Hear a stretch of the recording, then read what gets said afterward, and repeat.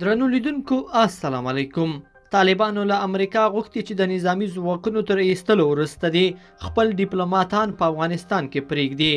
د واشنگټن پوسټ د راپور له مخې طالب استازو له امریکا غوښتي له امارت سره د خپلو ډیپلوماټیکو اړیکو ته دوام ورکړي. تمه ده تر راتلونکو 3 ورځو له افغانستان ټول بهرني نظامی ځواکونه وځي او د امریکا پیل کړې 20 کلنه جګړه ظاهرا پای ته ورسیږي. بلخوا د ناټو ملکی استازي هم کابل پرېښود. د افغانستان لپاره د ناټو ملکی استازي سټیپانو پونټي هم د تل لپاره له افغانستانه بهر شو. نوموړي پر خپله ټویټر پاڼه لیکلي دي چې له کابل څخه په خواشینۍ زړه وځي.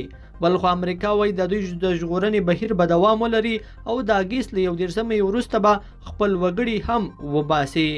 بل راپور کې راځي چې امریکایي رسنۍ وایي چې امریکایي ځواکونو په کابل کې د CIA یو دفتر او ټول تجهیزات له منځه وړي دي. د واشنگټن ایگزامینر د معلوماتو له مخې امریکا د کابل په هوایي ډګر کې د ترهګریزو فعالیتونو د څارنې لپاره د CIA یو مجهز او پرمختللی دفتر او مرکز جوړ کړی و چې د پنځشنبې په ورځ د چاودنو پر مهال دغه مرکز په بشپړه توګه له منځه وړی دی. امریکایي چارواکو ویلي دي د مرکز ځکه له منځه وړی دی چې طالبان استخباراتي معلوماتو ته لاسرسی پیدا نه کړي. بلخوا ځینې رسنۍ بیا وایي چې امریکایي عسکرو د پنځشنبې ورځې په چاودنو کې د میلیونونو ډالرو په ارزښت د کابل د هوایي ډګر تاسیسات هم له منځه وړي دي. لیدونکو په دې هیله چې دا مطلب به مو تر پایه لیدلی وي. که مو دغه ویډیو خوښه شوې ویډیو لایک کړئ د سره او چینل حتما سبسکرایب کړئ. تر بیا ښه وخت.